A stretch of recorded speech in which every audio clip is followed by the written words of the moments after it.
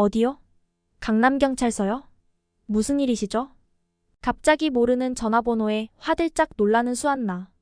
평소처럼 방송 준비하고 있다가 친구가 경찰서에서 조사를 받고 있다고 해서 경찰서에 한 걸음 달려가는데요. 이들에게 무슨 일이 있던 걸까요? 사연을 통해 알아보겠습니다. 그 전에 잠깐 사연 시작에 앞서 구독과 좋아요 알림 설정은 공짜니 꼭 눌러주세요. 그럼 사연 시작하겠습니다. 안녕하세요. 저는 수한나라고 해요. 태국에서 태어나고 자랐지만 지금은 한국에서 개인 방송을 하며 활동하고 있습니다. 제가 운영하는 방송은 세계 각국의 시청자들이 함께 볼 수 있는 스트리밍 플랫폼을 통해 진행되고 있어요. 주로 한국의 소식과 연예계 소식을 전하는 인플루언서로 활동 중이죠. 어릴 적부터 저는 K-팝에 푹 빠져 있었어요. 특히 블랙핑크의 리사는 태국 방콕 출신이라 우리나라에서 특별히 더 인기가 많았죠. 리사를 보며 자라면서 자연스럽게 한국 문화에 관심을 갖게 되었어요. K-팝 댄스 동아리 활동도 하면서 한국의 음악을 사랑하게 되었습니다. 세련된 그들의 모습이 저를 더욱 빠지게 한 이유이기도 해요. 한국에 오게 된 것도 제 인생의 가장 큰 도전이었어요. 한국어와 한국 문화를 더 깊이 배우고 싶어서 유학을 결심했죠. 대학에서 한국어를 체계적으로 배우면서 동시에 한국 사회와 문화에 대해 깊이 이해하고 싶었습니다. 그리고 대학 수료 후에는 한국에서 살기로 마음먹었어요. 문화 콘텐츠 회사에 취직하여 장기 체류를 시작했을 때 정말 행복했습니다. 일을 하며 돈을 벌어 개인 방송을 시작하게 되었고 한국 문화를 태국 사람들에게 소개하는 일을 하고 싶었어요. 리사처럼 태국을 대표하는 인플루언서가 되어 문화 외교관으로서 한국과 태국의 문화를 잇는 역할을 하고 싶었죠. 제 방송은 주로 한국의 다양한 문화를 태국 사람들에게 소개하는 콘텐츠를 다루고 있어요. K-팝 뮤직비디오 촬영 장소나 드라마 촬영 장소를 탐방하는 영상들이 특히 인기가 많아요. 태국의 문화와 한국의 문화의 차이를 설명하며 각각의 장점을 부각시키는 콘텐츠를 기획하고 만들고 있죠. 생각보다 태국과 한국에서 인기를 얻게 되어서 현재는 개인 방송에만 매진하고 있어요. 한국과 태국을 연결하는 다리 역할을 한다는 점에서 큰 자부심을 느끼며 매일 열심히 콘텐츠를 제작하고 있습니다. 제가 만드는 콘텐츠를 통해 태국 사람들이 한국 문화를 이해하고 더 가깝게 느낄 수 있도록 돕는다는 생각에 뿌듯함을 느껴요. 두 나라의 아름다운 문화를 세계에 알리고 서로를 이해하고 존중하는 데 도움이 되고 싶어요. 제가 한국을 오게 된 계기와 어떻게 회사에 취직하게 되었는지 간단히 설명드릴게요. 한국에 대한 관심이 깊어지면서 저는 한국외국어대학교 한국어학과에 입학하게 되었어요. 대학 생활은 정말 새롭고 흥미진진했습니다. 한국어를 체계적으로 배우면서 동시에 한국 문화에 대해 깊이 있게 공부할 수 있었죠. 대학 생활 중 가장 기억에 남는 에피소드가 있어요. 2학년 때 한국어 말하기 대회에 참가했는데 주제가 내 인생의 전환점이었습니다. 저는 K-팝을 통해 한국 문화에 빠져들게 된 이야기를 했죠. 발표를 준비하면서 제 인생을 되돌아보는 좋은 기회가 되었어요. 그런데 발표 당일 너무 긴장한 나머지 중간에 대사를 잊어버리고 말았습니다. 순간 머리가 하얘졌죠. 하지만 그때 교수님께서 따뜻한 미소로 격려해 주셨어요. 그 미소에 용기를 얻어 즉석에서 제 경험을 진솔하게 이야기했습니다.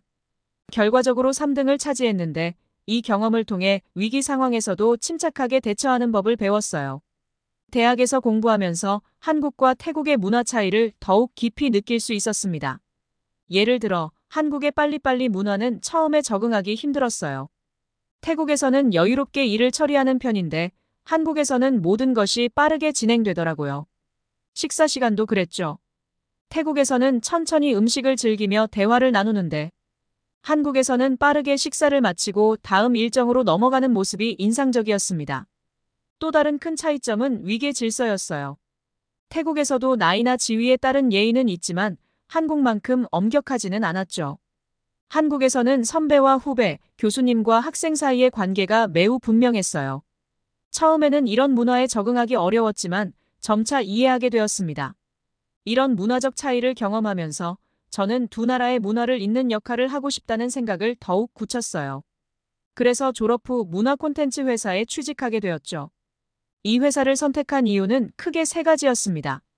첫째, 이 회사가 한국과 태국 양국의 문화 교류 프로젝트를 많이 진행하고 있었어요. 제가 배운 지식과 경험을 실제로 활용할 수 있는 좋은 기회라고 생각했죠. 둘째, 회사의 분위기가 매우 국제적이었습니다. 다양한 국적의 직원들이 함께 일하는 환경이 저의 시야를 넓혀줄 것 같았어요. 셋째, 이 회사가 새로운 미디어 플랫폼 개발에 적극적이었다는 점이 매력적이었습니다. 전통적인 방식뿐만 아니라 SNS, 유튜브 등 다양한 채널을 통해 문화 콘텐츠를 전파하는 모습이 인상적이었어요.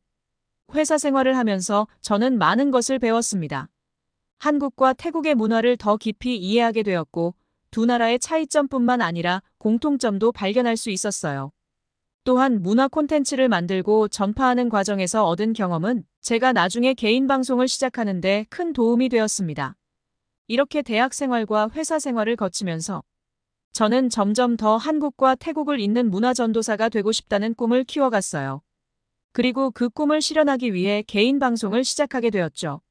지금도 그때의 열정을 잊지 않고 매일 새로운 콘텐츠를 만들기 위해 노력하고 있습니다. 어느 날 제 절친한 친구 린다에게서 연락이 왔어요. 린다와 저는 어릴 때부터 함께 자란 친구예요. 집도 바로 옆집에 살았어서 학교도 같이 다니며 학창시절 많은 추억을 나눈 친구예요. 그리고 K-팝 댄스 동아리에서 함께 들어가서 한국 문화에 빠져들었죠. 린다가 한국에 여행 오고 싶다고 하더라고요. 저는 너무 반가워서 당연히 환영한다고 했어요. 린다가 한국에 도착하고 며칠 동안 우리는 서울의 여러 명소를 돌아다니며 즐거운 시간을 보냈어요. 그런데 어느 날 저녁 린다가 갑자기 진지한 표정으로 저에게 고백했어요.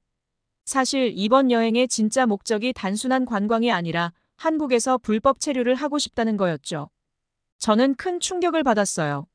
린다는 태국에서의 경제적 어려움 때문에 한국에서 더 나은 일자리를 찾고 돈을 벌고 싶다고 했어요. 린다의 아버지가 사업에 실패하셔서 가족들이 큰 빚을 지게 되었다고 해요. 린다는 한국과 태국의 경제 상황을 비교하며 설명했어요. 한국의 최저임금은 태국의 3배 이상이라고 얘기하면서 한국에서는 초과 근무 수당도 제대로 받을 수 있다며 살고 싶다고 말했어요. 태국에서는 월급으로 겨우 생활비만 충당할 수 있지만 한국에서 일하면 가족의 빚도 갚고 저축도 할 수 있을 거라고 했죠.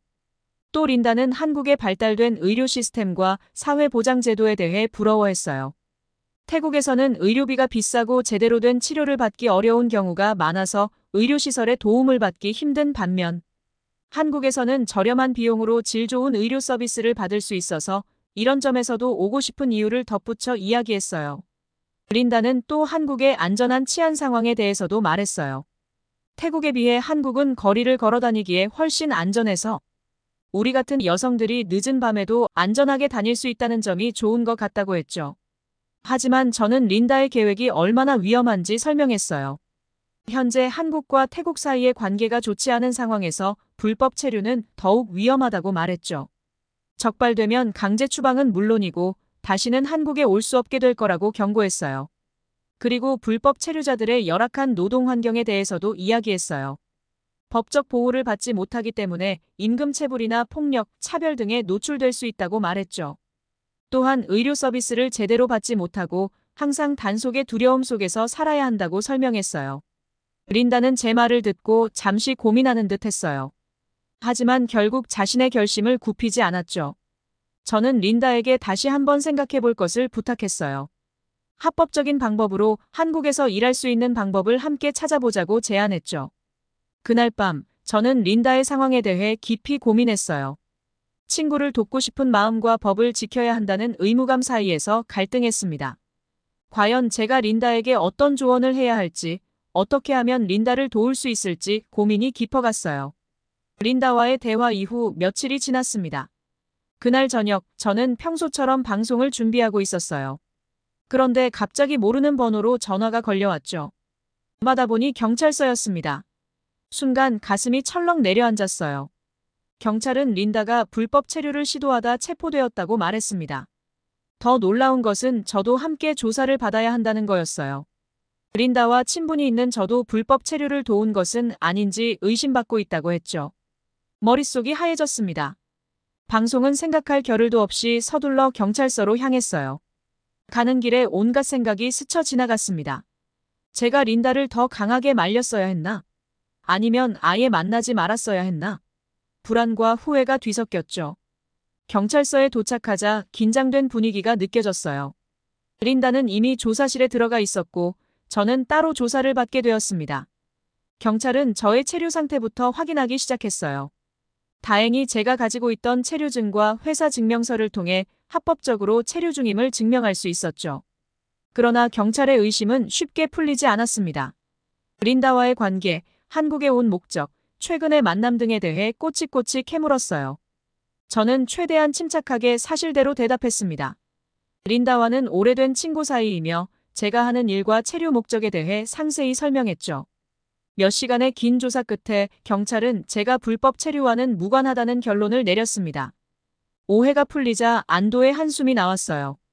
하지만 동시에 린다가 걱정되기 시작했죠. 린다를 만날 수 있게 해달라고 요청했습니다. 잠시 후 린다를 볼 수 있었어요. 린다는 수갑을 찬 채 고개를 푹 숙이고 있었죠. 저를 보자 눈물을 보였습니다. 수안나, 정말 미안해. 내가 말렸는데도 내 고집을 부렸어. 이제 어떡하지? 린다의 말에 저도 눈물이 났어요. 하지만 최대한 침착하게 대답했습니다. 린다, 지금은 힘들겠지만 이게 끝은 아니야. 넌 아직 젊고 가능성이 많아. 태국으로 돌아가서 새로운 시작을 하면 돼. 내가 할 수 있는 한 도와줄게. 린다는 흐느끼며 고개를 끄덕였어요. 저는 계속해서 린다를 위로했습니다. 넌 잘못된 선택을 했지만 그게 너의 모든 것을 정의하진 않아. 이번 일을 교훈 삼아 더 강해지면 돼. 태국에서 열심히 살다 보면 언젠가 다시 한국에 올 수 있을 거야. 그때는 당당하게 와. 린다와의 대화가 끝난 후 저는 깊은 생각에 잠겼어요. 이번 사건을 통해 불법 체류 문제의 심각성을 직접 체감하게 되었죠. 동시에 제가 한국에 합법적으로 체류하며 일할 수 있다는 것에 감사함을 느꼈습니다. 경찰서를 나오면서 저는 결심했어요. 앞으로 제 방송을 통해 불법 체류의 위험성과 합법적인 방법으로 한국에서 일하는 방법에 대해 더 많이 알려야겠다고 말이죠. 린다의 사건이 저에게는 큰 교훈이 되었고 이를 통해 더 많은 사람들에게 도움을 줄 수 있기를 바랐습니다. 린다의 그날 사건 이후에 저는 태국인 불법 체류 문제에 대해 깊이 고민하게 되었어요. 이 문제가 생각보다 훨씬 심각하다는 것을 깨달았죠. 호기심에 찾아본 결과 한국에 체류 중인 태국인들 중 상당수가 불법 체류자라는 사실에 놀랐습니다. 하지만 이는 태국인에만 국한된 문제가 아니었어요. 베트남, 필리핀, 중국 등 여러 아시아 국가 출신의 사람들도 한국에서 불법 체류를 하고 있었죠. 심지어 일부 서유럽 국가 출신들도 비자 기간을 초과해 불법으로 체류하는 경우가 있었습니다. 왜 이렇게 많은 외국인들이 위험을 무릅쓰고 한국에서 불법 체류를 선택하는 걸까요? 그 이유를 이해하고 싶었어요. 조사해보니 대부분 경제적인 이유 때문이었습니다. 한국의 높은 임금과 일자리 기회가 주요 원인이었죠. 실제로 한국의 최저임금은 많은 개발도상국보다 훨씬 높았어요. 예를 들어 태국의 최저임금이 한 달에 약 30만 원 정도라면 한국은 그 3배가 넘는 190만 원 정도였죠. 이는 불법 체류자들에게 큰 유혹이 되었습니다. 또한 한국에 발달된 사회 기반 시설도 큰 매력이었어요. 안전한 치안, 깨끗한 환경, 편리한 대중교통 등이 외국인들을 끌어들이는 요인이 되었죠. 특히 의료 시스템의 우수성은 많은 외국인들이 언급하는 장점 중 하나였습니다. 교육 시스템도 빼놓을 수 없는 요소였어요. 자녀 교육을 위해 한국행을 선택하는 가족들도 있었죠. 한국의 높은 교육열과 우수한 교육 환경이 그들에게 매력적으로 다가왔던 겁니다. 그리고 한류의 영향도 무시할 수 없었어요. K-팝 한국 드라마 등을 통해 한국에 대한 동경을 품게 된 젊은이들이 한국에서의 삶을 꿈꾸며 불법 체류를 선택하는 경우도 있었죠. 하지만 이러한 장점들에도 불구하고 불법 체류는 심각한 문제를 야기했습니다. 불법 체류자들은 노동 착취, 인권 침해 등의 위험에 노출되었고 의료 서비스나 법적 보호를 받기 어려웠죠. 또한 항상 단속의 두려움 속에서 살아야 했어요. 더불어 불법 체류 문제는 한국 사회에도 부정적인 영향을 미쳤습니다. 노동시장의 왜곡, 사회 통합의 저해, 범죄율 증가 등의 문제가 제기되었죠. 이는 결국 한국인들의 외국인에 대한 인식을 나쁘게 만드는 요인이 되었어요. 이러한 상황을 보며 저는 불법 체류 문제의 해결이 얼마나 복잡하고 어려운 일인지 깨달았습니다. 단순히 법을 강화하는 것만으로는 해결되지 않을 거라는 생각이 들었죠. 결국 근본적인 해결을 위해서는 양국 간의 협력이 필요하다고 느꼈어요. 합법적인 취업 기회를 확대하고 문화 교류를 활성화하며 서로에 대한 이해를 높이는 것이 중요하다고 생각했습니다. 이런 생각들을 정리하면서 저는 제가 할 수 있는 일이 무엇일지 고민했어요. 방송을 통해 불법 체류의 위험성을 알리고 합법적인 방법으로 한국에서 일하고 공부할 수 있는 방법들을 소개하기로 결심했습니다. 작은 노력이지만 이를 통해 조금이나마 변화를 만들어낼 수 있기를 희망했어요. 불법 체류자들의 생활 환경에 대해 더 자세히 알아보면서 저는 그들의 현실이 얼마나 열악한지 깨닫게 되었어요. 대부분의 불법 체류자들은 안전하지 않은 곳에서 생활하고 있었죠. 좁고 비위생적인 공간에 여러 명이 함께 지내는 경우가 많았어요. 그들의 노동 환경도 매우 위험했습니다. 안전장비 없이 일하는 건설 현장, 장시간 노동을 강요받는 공장, 최저임금도 받지 못하는 식당 등에서 일하고 있었죠. 불법 체류자라는 약점 때문에 부당한 대우를 받아도 항의하기 어려운 상황이었어요. 더 충격적인 것은 일부 불법 체류자들이 범죄에 연루되는 경우였습니다. 경제적 어려움 때문에 더 많은 돈을 벌 수 있는 불법적인 일에 손을 대는 경우가 있었어요. 특히 성매매, 마약 밀매, 불법 마사지 업소 등 어두운 직종에 연루되는 경우가 많았죠. 성매매의 경우 일부 여성 불법 체류자들이 유흥업소나 성매매 업소에서 일하게 되는 경우가 있었어요. 처음에는 단순히 접객원으로 일하려 했다가 점차 성매매에 강요당하는 경우도 있었죠. 이들은 신분의 불안정성 때문에 쉽게 빠져나오지 못하고 있었습니다. 마약 밀매도 심각한 문제였어요. 일부 불법 체류자들이 마약 운반책으로 이용되는 경우가 있었죠. 그들은 높은 보수에 유혹되어 이 위험한 일을 하게 되었지만 결국 체포되어 중형을 선고받는 경우가 많았습니다. 불법 마사지 업소도 문제였어요. 정식 자격증 없이 마사지를 하는 것도 문제지만 일부 업소에서는 성매매까지 이루어지고 있었죠. 이런 곳에서 일하는 불법 체류자들은 건강상의 위험뿐만 아니라 법적 처벌의 위험에도 노출되어 있었습니다. 이런 불법적인 일들이 많은 돈을 벌 수 있는 기회로 보이긴 했지만 사실 그 대가는 너무나 컸어요. 체포될 위험, 건강상의 위험, 그리고 정신적 트라우마는 돈으로 환산할 수 없는 피해를 입고 있었죠. 더군다나 이런 불법 행위들은 한국과 태국의 관계에도 부정적인 영향을 미치고 있었어요. 태국인들의 불법 체류와 범죄 연루 소식이 언론에 보도될 때마다 한국 사회에서는 태국인에 대한 부정적인 인식이 커져갔죠. 이는 합법적으로 체류하며 열심히 일하는 태국인들에게도 악영향을 미쳤어요. 취업이나 주거 계약 시 차별을 겪는 경우가 늘어났고 일상생활에서도 편견 어린 시선을 받게 되었죠. 외교적으로도 문제가 되었습니다. 한국 정부가 불법 체류자 단속을 강화할 때마다 태국 정부와의 갈등이 생겼어요. 태국 정부는 자국민 보호를 요구했고 한국 정부는 법 집행의 필요성을 주장하며 의견 충돌이 있었죠. 이러한 상황은 양국 간의 문화 교류와 경제 협력에도 악영향을 미쳤어요. 한국 기업의 태국 투자가 줄어들고 태국인들의 한국 방문도 감소하는 전반적인 교류가 위축되었죠. 이 모든 상황을 알아가면서 저는 불법 체류 문제가 단순히 개인의 문제가 아니라 사회 전체의 문제라는 것을 깨달았어요. 이 문제를 해결하기 위해서는 개인의 노력뿐만 아니라 정부 차원의 대책, 그리고 국제적인 협력이 필요하다고 생각했죠. 먼저 불법 체류의 위험성과 그로 인한 피해를 상세히 다루기 시작했죠. 실제 사례들을 소개하면서 시청자들에게 경각심을 일깨웠어요. 동시에 한국에서 합법적으로 일하고 공부할 수 있는 방법들도 자세히 설명했죠. 비자 신청 절차, 취업 정보, 장학금 제도 유용한 정보들을 제공했어요. 또한 한국과 태국 양국의 문화와 역사를 비교하는 콘텐츠도 만들었어요. 이를 통해 양국 시청자들이 서로를 더 잘 이해할 수 있기를 바랐죠. 특히 한국의 발전 과정과 현재의 모습을 객관적으로 소개하며 왜 많은 외국인들이 한국의 매력을 느끼는지 설명했어요. 하지만 이런 개인적인 노력만으로는 부족하다는 것을 알고 있었죠. 그래서 저는 방송을 통해 양국 정부가 나서서 이 문제를 해결해야 한다고 주장했어요. 불법 체류 문제는 단순히 법 집행의 문제가 아니라 양국 간의 이해와 협력이 필요한 사안이라고 강조했죠.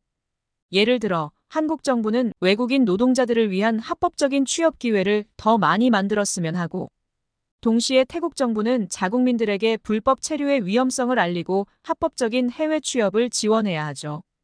양국이 협력하여 문화 교류 프로그램을 확대하고 교육 기회를 늘리는 것도 중요해요. 이런 내용을 담은 제 방송은 많은 시청자들의 호응을 얻었어요. 한국인 시청자들은 불법 체류 문제의 복잡성을 이해하게 되었고, 태국인 시청자들은 합법적인 방법으로 한국에서 꿈을 이룰 수 있다는 희망을 갖게 되었죠.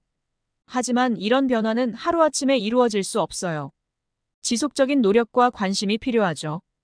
그래서 저는 시청자들에게 이 문제에 대한 지속적인 관심과 지지를 요청했어요. 시청자들이 각자의 위치에서 할 수 있는 일들을 제안하기도 했죠. 예를 들어 한국인 시청자들에게는 외국인 노동자들을 이해하고 존중하는 태도를 가져달라고 부탁했어요. 태국인 시청자들에게는 불법 체류의 위험성을 주변에 알리고 합법적인 방법으로 꿈을 이루도록 격려해달라고 했죠. 이렇게 저의 작은 노력이 조금씩 변화를 만들어가고 있다는 걸 느낄 때마다 가슴이 뿌듯해져요. 한국과 태국 두 나라를 사랑하는 사람으로서 양국의 관계가 더욱 발전하기를 바라며 앞으로도 계속 노력할 거예요. 우리 모두가 힘을 합친다면 반드시 이 문제를 해결할 수 있을 거예요. 그리고 그 과정에서 한국과 태국은 서로를 더 깊이 이해하고 존중하는 관계로 발전할 수 있을 거라고 믿어요. 여러분도 저와 함께 이 여정에 동참해 주시길 바라요. 제 이야기를 끝까지 들어주셔서 감사합니다. 모두 행복한 일만 있으시길 바랍니다. 여러분의 생각을 아래 댓글에 남겨주세요. 오늘의 사연 어떠셨나요? 수한나의 이야기에 감동을 받으셨다면 구독과 좋아요, 알림 설정도 꼭 눌러주세요. 다시 한번 끝까지 시청해주셔서 감사드리며 지금까지 감동을 담아 여러분께 진심을 전하는 감동 담기였습니다. 오늘 하루도 행복한 하루 보내세요.